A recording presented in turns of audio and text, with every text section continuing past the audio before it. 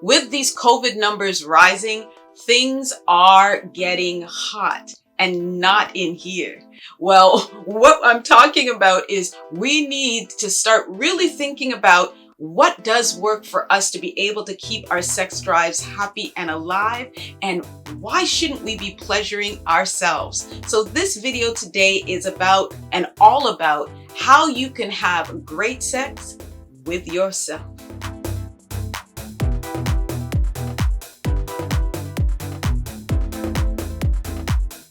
Hey y'all, my name is Kiri of Kiri Sutras, and I give love, sex, and relationship tips with queer folk and BIPOC people in mind. And today I'm talking a lot about what the experience is for us now that we're going through COVID, and why it is so important that we create a self-pleasure practice that keeps our spirits up and keeps some other parts of us up as well. Now more than ever, it just makes sense to develop a self-pleasure practice. With COVID, it's tough to be able to get and meet new people if you don't already have a partner, and or even if you do have one, connecting may be a challenge because sometimes we're in the house together, but sometimes you're not.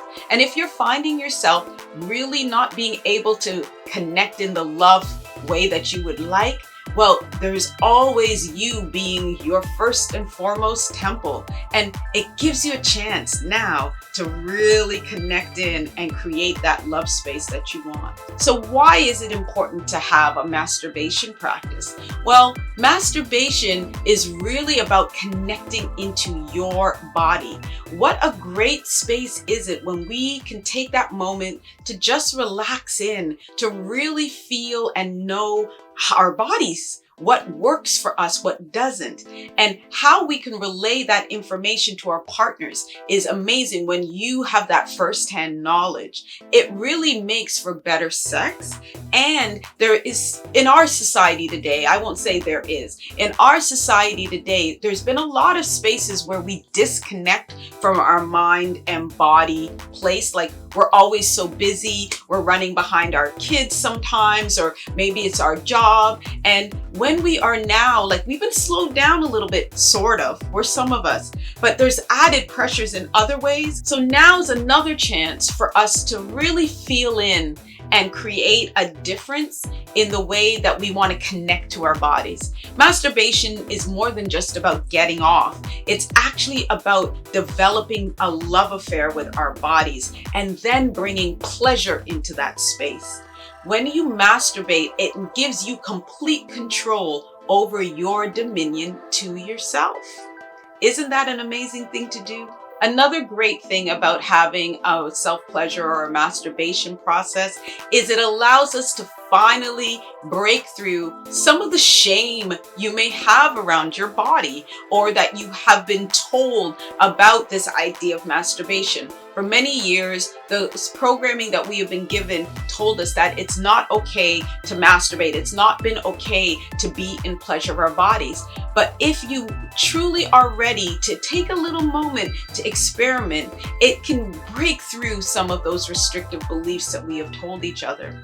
What happens is that our bodies become our own central temple, and for whatever the reasons have been around that, and we know that there historically has been a need to control, and that we have had a patriarchal level of understanding our bodies, and it wasn't necessarily a space where women in particular could claim, or women identified people could claim the body space and know that they were safe there. Well, this is a chance for you to reconnect that, to actually claim your own body, to actually be able to create your own pleasure and feel that switch that it brings. It actually becomes a powerhouse when we connect in and recognize that nobody has control over our ability to feel pleasure. A self-masturbation process can actually help us heal some of those things that might have felt uncomfortable to us. It actually is a chance to give ourselves some self-love and self-care. And maybe if you've ever been through an experience that has been sexually traumatizing, a really good way to reconnect is to actually claim your body space back and associating those events or that space of your body back with something that is pleasurable. It allows you to now then feel in and recognize that you can be in the present moment of your sexuality versus what experiences you might have had before. And then it will even take it to the next level potentially and retrain that brain function to know that you are still in a safe place, that your body is your temple, that you can reach in. So even from that perspective, having a self-pleasure practice can free you. Having a self-pleasure practice can create a new way of looking at your body. And then it takes it to my next tip. When you have the knowledge, you can take it to a partner. So tip number 4 as to why you should maybe develop a self-pleasure practice is it helps you be in alignment with somebody else, your new partner or your partner. Think about this. If you know exactly what you like in bed, if you know exactly how you want to be touched, doesn't that really help your partner know what and how you want to be touched? Of course it does. It's like if you can just then give that person directions, you take all the mystery and nervousness out of it for them. When you are sure of what keeps you in pleasure, they can just be told what you like and direct them. You know what your pressure points are, where you like to be kissed, what feels good, how much pressure you like or don't like. Takes the game to a whole new level. It takes some of the stuff away that makes both partners feel nervous. So a self-pleasure practice is a really good space to start. It's a really good place to connect. Again, I say that word a lot, this idea of connection, because then you can build with your partner. Now, masturbation doesn't have to be done alone. Feel free to explore and use toys, things like a jade egg. There's one right here, and or different toys like massagers and any of things that you want to play with. Your hands can be expressive in that as well, but these different things will help you on your journey. It helps you figure out what it is that you like. And there is nothing wrong with resourcing in and just exploring into the space of what pleasure can bring you. Pleasure is such an amazing resource, especially when we're talking about COVID, building through and working through the isolation we may feel. Pleasure is a great way to combat that.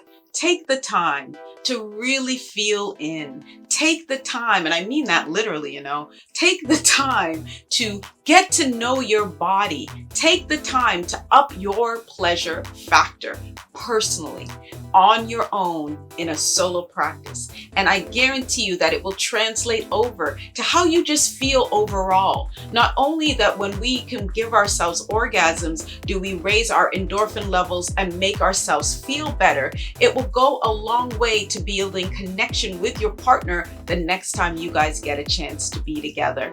Hang in there, because I know it is rough. COVID is laying waste to our very way we've used to being in and the way we are used to living. So I do understand and sympathize, but it is also opening us up to new opportunities like this one. Here's where you can develop a new way of being, because once you start a self-pleasure practice, chances are you're never going to go back.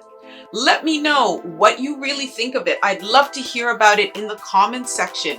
Let me know if you have a self-pleasure practice or are you thinking about it. Now, if you are and have stayed to the end, make sure that you click the link below and get involved in my new practice for BIPOC women, where we are talking about our space. It's called Yoni Palace, and it is about us uniquely claiming back our ideas and being in our sexuality in safe ways that breaks the patterns of the colonial and patriarchal systems that we live in.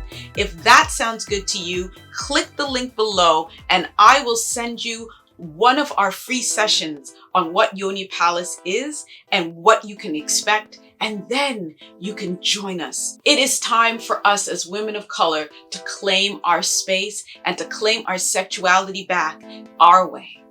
I'll see you there.